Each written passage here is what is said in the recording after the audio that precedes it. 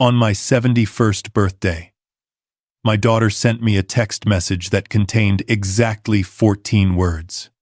Her husband liked it. Those 14 words cost them access to an $18 million family trust I had spent 43 years building.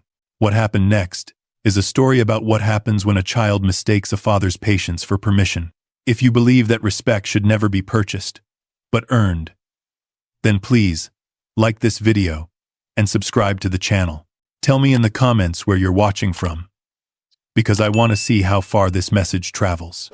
It started on the hottest day of July, in the kind of silence that only an empty house can produce. I was sitting on the back porch of my ranch house outside of Austin, Texas, watching the sun melt into the horizon. The cicadas were screaming their summer song, but I barely heard them. My mind was somewhere else. It was my birthday. And for the first time in 7 decades, not a single person had acknowledged it. My wife, Eleanor, passed away 3 years ago. Cancer. She fought it, like she fought everything in her life, with grace and stubborn determination. When she died, she took the warmth of this house with her. But she left me with one thing: our daughter Jessica, our only child, the girl we had raised together, sacrificed for together, dreamed for together. Eleanor's last words to me were about her. "Take care of our baby, Harold. She needs you more than she knows." I had taken those words as a sacred command. For 3 years, I had done everything I could to honor that promise. I had paid off the mortgage on Jessica's house in the Lakewood neighborhood of Dallas, a 5-bedroom colonial that cost me $800,000. I had bought her husband Brandon a partnership stake in a marketing firm, a gift that ran me close to $300,000. I covered the tuition for my 2 grandchildren at their private school, another $40,000 a year. I paid for their vacations, their cars, their club memberships. The monthly allowance I deposited into their account was $15,000, like clockwork, on the first of every month. I did all of this quietly, without fanfare, because that is what Eleanor would have wanted. I did it because I loved my daughter, and I did it because I believed, foolishly, that love given freely would eventually be returned. The sun had almost disappeared when my phone buzzed on the wooden table beside me. A small spark of hope flickered in my chest. Maybe she remembered. Maybe she was calling to wish me a happy birthday, to tell me she loved me, to invite me to dinner. I picked up the phone with hands that trembled slightly, not from age, but from anticipation. It was a text message from Jessica. I read the 14 words once. Then I read them again, slower, as if the meaning might change with repetition. "Dad, we need some distance. Please don't contact us anymore. It's for the best." Below the text, a small notification. Brandon liked this message. I stared at the screen until it went dark. The cicadas kept screaming. The sun finished its descent. And something inside me, something that had been holding on for a very long time, finally let go. Distance. She wanted distance. I thought about the distance I had traveled to build a life for her. I thought about the 18-hour days I worked in my 20s, building my auto parts business from a single rented garage into a chain of 47 stores across Texas and Oklahoma. I thought about the distance between the orphanage where I grew up and the ranch where I now sat alone. I thought about all the distances I had crossed, all the sacrifices I had made, all the love I had poured into a daughter who now wanted me to disappear. And then I thought about something else. Something Eleanor used to say when Jessica was a teenager and would throw tantrums to get her way. "Harold, you can't buy respect. You can only earn it." And sometimes, I had spent 3 years trying to buy my daughter's love. I had written check after check, hoping that generosity would translate into gratitude. But generosity without boundaries is not love. It is enabling, and I had enabled my daughter to become someone I no longer recognized. That night, I did not sleep. I sat in my leather chair, the one Eleanor bought me for our 40th anniversary, and I made a decision. It was not a decision born of anger, though anger was certainly present. It was a decision born of clarity. The kind of clarity that only comes when you have been stripped of your illusions. My daughter wanted distance. I would give her exactly what she asked for. The next morning, I called my attorney. Robert Chen had been my lawyer for 25 years. He was a small man with sharp eyes and a sharper mind. The kind of lawyer who could find a loophole in a brick wall. He had helped me structure my business, navigate 3 IRS audits, and most importantly, he had helped me establish the family trust after Eleanor died. "Harold," he said when I walked into his office in downtown Austin, "you look like you haven't slept." "I haven't," I replied. "We need to talk about the trust." Robert's expression shifted from concern to professional focus. He gestured to the chair across from his desk, and I sat down. Between us lay a thick folder with gold lettering on the cover. The Chen Family Trust, a document I had created to ensure my daughter and grandchildren would never want for anything. "What's on your mind?" Robert asked. I told him about the text message. I told him about the 3 years of silence, the missed holidays, the excuses that grew thinner with each passing month. I told him about Brandon's smirk at the last family gathering, when he had referred to me as the sponsor in front of their friends. I told him about the time Jessica had asked me not to attend my grandson's birthday party because it would be awkward with Brandon's parents there. I told him everything, and when I finished, the silence in the office was absolute. Robert leaned back in his chair. "I've been waiting for this conversation for 2 years, Harold. Ever since that Thanksgiving, when Brandon made that joke about your stores being quaint. I could see it then. They don't see you as a father. They see you as a funding source." Hearing someone else say it out loud was both painful and liberating. I was not imagining things. I was not being overly sensitive. This was real, and it had been visible to everyone except me. "What are my options?" I asked. Robert opened the folder. "The trust is revocable. You are the sole trustee and the grantor. That means you have complete control over its terms. Currently, Jessica and Brandon are named as primary beneficiaries, with your grandchildren as contingent beneficiaries. The trust pays for their mortgage, their car leases, their credit lines, and the monthly disbursement. Total value of assets is approximately $18 million. He paused, letting the number hang in the air. You can amend the trust at any time, for any reason. You can change beneficiaries, alter disbursement terms, or dissolve it entirely. The power has always been in your hands, Harold. You just chose not to use it. I looked at the document, at my own name, printed on the cover. For 3 years, I had seen that trust as a gift of love. Now, I saw it for what it had become, a chain around my neck, used by my daughter to keep me compliant and silent. "I want them removed," I said. Robert nodded slowly. "I can have the amended documents ready by tomorrow. But Harold, I have to ask, are you certain about this? Once you cut them off, there's no going back to the way things were." I thought about Eleanor. I thought about her strength, her dignity, her refusal to accept disrespect from anyone, even her own daughter. I thought about what she would say if she could see me now. "The way things were," I said quietly, "is exactly what I'm trying to escape." While I was in Robert's office signing the amended trust documents, my daughter was 300 miles away in Dallas, living her last day of financial security without knowing it. I can picture the scene because I know her routine. It was a Wednesday, which meant she was at her Pilates class in the morning, followed by lunch at the country club with her friends. Brandon would be at his office, the one I had bought him, pretending to work while his junior partners did the actual labor.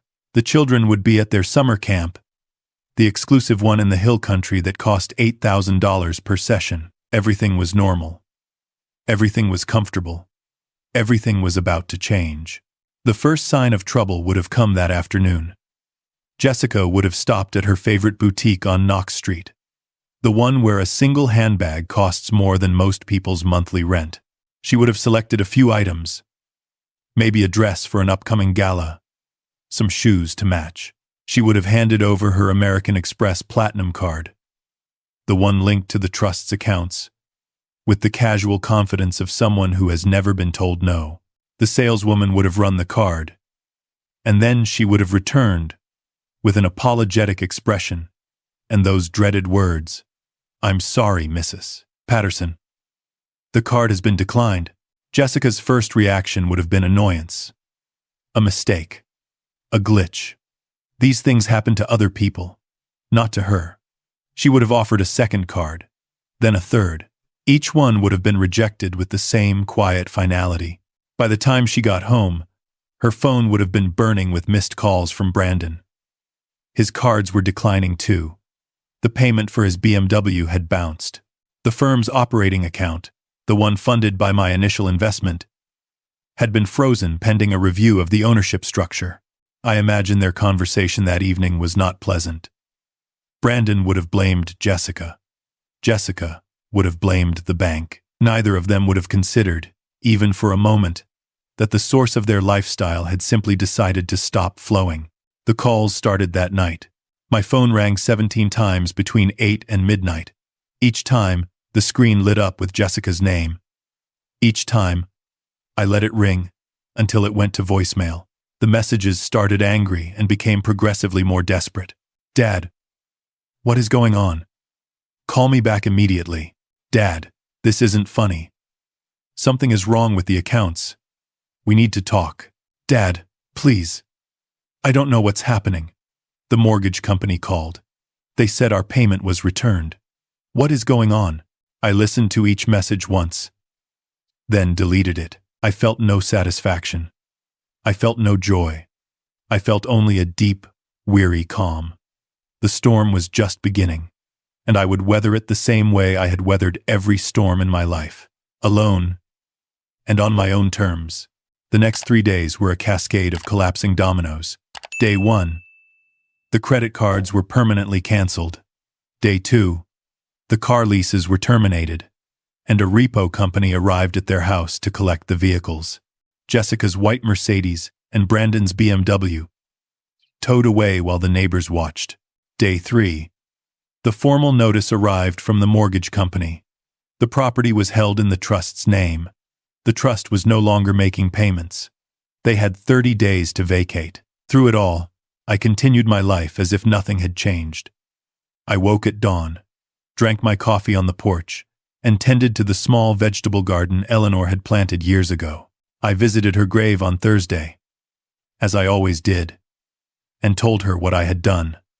I like to think she approved. Note: on day 4, they came to me. I was in the barn, repairing an old tractor that hadn't run in years, when I heard the car pull into the driveway.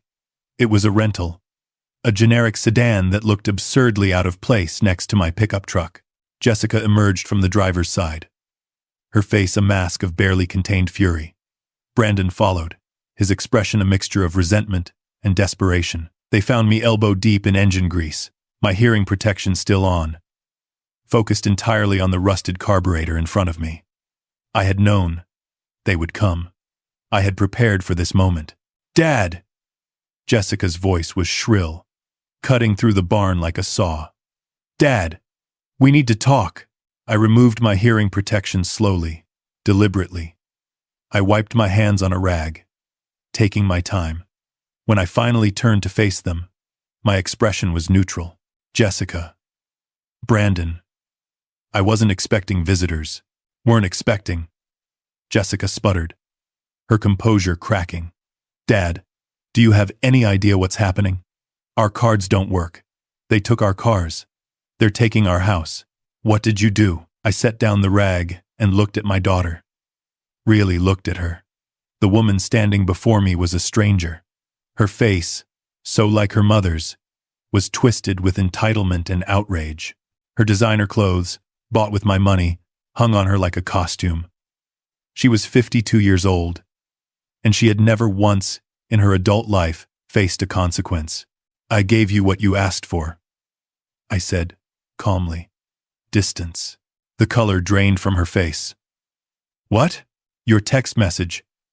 You said you needed distance from me. You asked me not to contact you anymore. I respected your wishes. I removed myself from your life completely. That includes the financial support you seem to have mistaken for an obligation. Brandon stepped forward, his face reddening. You can't do this. That money is ours. It's family money. You can't just— I can, I interrupted, my voice still calm. And I did. The trust was always revocable. The assets were always mine. I simply chose to stop sharing them with people who treat me like an inconvenience. Jessica's eyes filled with tears. But I had seen those tears before. I had seen them every time she wanted something and used emotion as a weapon. They no longer moved me. Daddy, please, she whispered. We're your family, family. I repeated the word slowly, tasting its bitterness. When was the last time you invited me to dinner, Jessica? When was the last time you called just to ask how I was doing? When was the last time you visited this house? The house where you grew up, where your mother died. I paused, letting the silence stretch. You haven't been here in 2 years. You didn't come for my 70th birthday. You didn't come for the anniversary of your mother's death. You sent a text message telling me to disappear, and now you show up. Not because you miss me, but because the money stopped. The barn fell silent. Even the birds outside seemed to have stopped singing. Brandon opened his mouth to speak, but I raised my hand. I'm not finished. For 3 years, I have been nothing but a checkbook to you. Every interaction was a transaction. Every phone call was a request. You have taken and taken and taken. And the one time I reached out, just wanting to hear my daughter's voice on my birthday, you told me to go away. I shook my head slowly. You wanted distance. Now you have it. Jessica's tears were flowing freely now. Dad, I didn't mean. We were going through a difficult time. Brandon's business was struggling. And the kids were demanding. And I needed space to figure things out. Your husband's business was struggling because he doesn't actually work, I replied.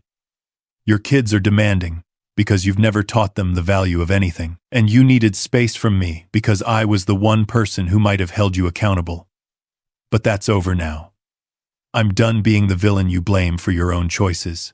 Brandon's patience finally snapped. This is insane! You're punishing us because of one text message? You're going to destroy our lives over a stupid text? I looked at him with something close to pity. I'm not punishing anyone, Brandon. I'm simply no longer participating in a relationship that gives me nothing but pain. You're adults. You have educations, abilities, and opportunities. It's time you used them. I picked up my hearing protection and put it back on, signaling that the conversation was over. There's nothing more to discuss. The attorneys have the documents. The decisions are final. I suggest you use the next 30 days to find employment and more affordable housing. I turned back to the tractor. Behind me, I heard Jessica's sobs, Brandon's curses, the sound of their footsteps retreating. The rental car started, tires crunching on gravel, and then they were gone. I stood there for a long time, my hands resting on the cold metal of the engine. I did not cry. I had no tears left. I had only the quiet satisfaction of a man who had finally, after 71 years, learned to say no. The months that followed were a slow education in consequences. I kept track of their situation through Robert, who monitored the legal and financial aftermath with professional detachment. The house was vacated on day 28. Jessica and Brandon moved into a rental apartment in a suburb far from their old neighborhood. The children were withdrawn from their private school and enrolled in public education. Brandon was forced to actually work at the firm he supposedly ran. Without my investment and connections, his partners quickly discovered that his contribution was minimal, and his equity stake was reduced accordingly. Jessica, for the first time in her adult life, got a job. She became a receptionist at a dental office, greeting patients and scheduling appointments for $12 an hour. I will not pretend these developments brought me happiness. They did not. Every piece of news was a reminder of my failure as a parent. I had raised a daughter who did not know how to stand on her own feet, and that failure was partly mine. I had given her everything except the tools to survive without me. But slowly, Imperceptibly, something began to change. The angry calls stopped after the first month. The desperate voicemails tapered off. In their place came silence, and I understood that silence as a form of adaptation. They were learning, they were struggling, and for the first time, they were doing it without my help. 6 months after I signed the amended trust documents, I received a letter. Not an email, not a text, but an actual letter, written by hand on plain paper. Dear Dad, I have started and thrown away this letter 100 times. I don't know how to say what I need to say, so I will just say it. I am sorry, not because we lost the money, though that was hard, not because our lives have changed, though they have. I am sorry, because I see now what I couldn't see before. You were never just a checkbook to me. You were my father, but somewhere along the way, I forgot that. Brandon and I built a life that depended on your generosity, and instead of being grateful, we became resentful. We resented needing you. We resented the power that gave you over us. And in our resentment, we pushed you away. I know you may never forgive me. I know things can never go back to what they were, but I want you to know that I am trying. I am working. I am learning.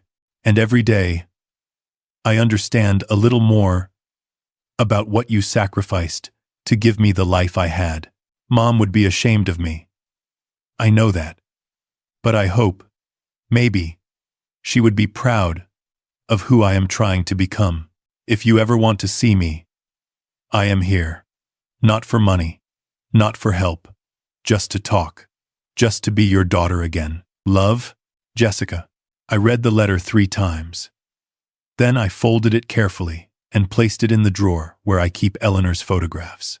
I did not respond immediately. I needed time to think, to feel, to decide what kind of future I wanted.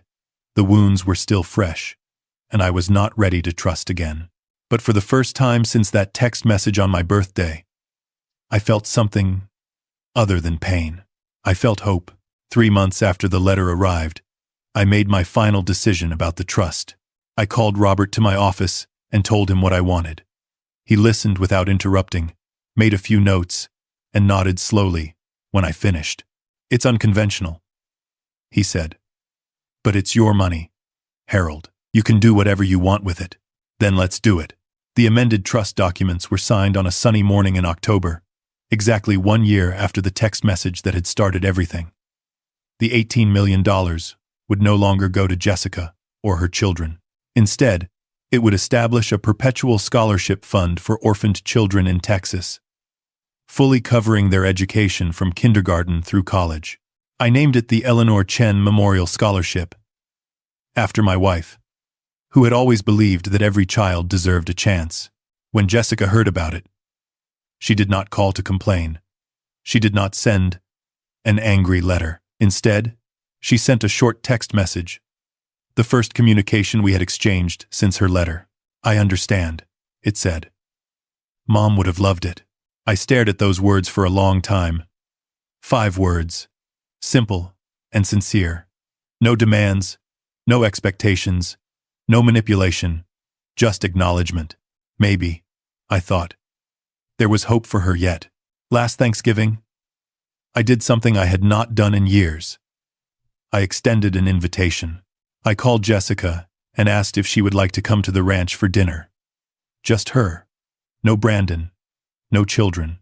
Just a father and daughter, sharing a meal in the house where she grew up.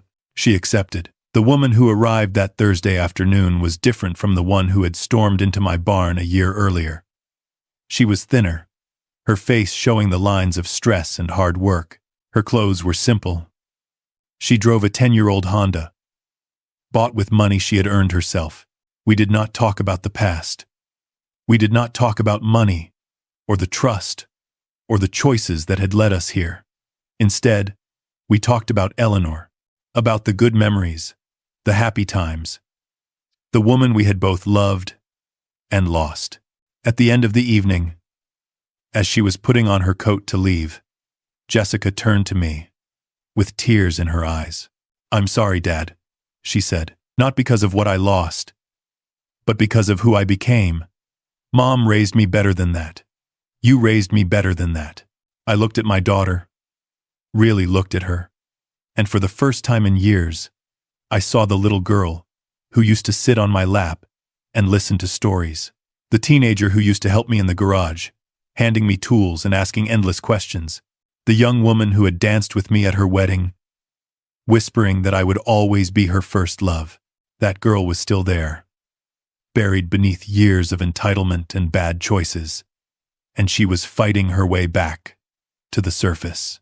Your mother would be proud of you, I said, not for who you were, but for who you're trying to become.